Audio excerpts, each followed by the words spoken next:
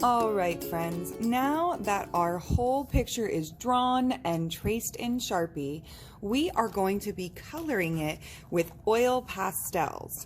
Now, oil pastels are kind of like crayons, but they feel softer.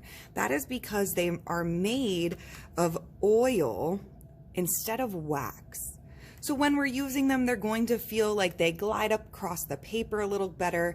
And one cool thing we can do with oil pastels is we can blend.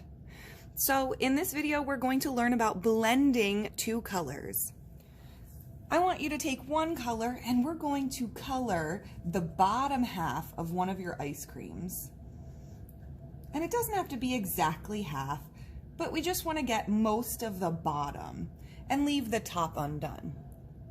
Then you're going to switch colors and you're going to choose a neighbor color. A neighbor color is a color that sits right next to another color on the color wheel. Another name for neighbor colors is analogous colors. Analogous colors play really well together, so we want to use an analogous color when we are choosing our next color. So I'm going to look at the color wheel and I am going to choose the color next to orange. So that could be either red or yellow. Either one of those neighbors will work well with orange. I think I want to choose red. So you're going to take your neighbor color that you chose and you're going to start putting it at the top of the ice cream ball we're working on. And then once you get down to the color we've already put in there, my orange, I'm going to go into that color a little bit. And when I go into that color, I can make a circle movement and it'll start to mix those colors together. Then I could go back with my orange, mix a little more. And if you want to get really mixed up, you can take your finger and you can blend them together. How does that look, friends? I think it looks great. I would like you to try to use neighbor colors or analogous colors in every ice cream scoop.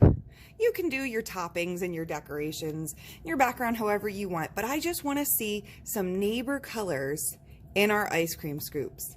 That is what I'm going to be looking for when I'm grading our work. So let's try to use at least 1, 2, maybe 3 neighbor color sets in our work. When you are making anything on your paper, you can use that blending technique, even if you're not using neighbor colors.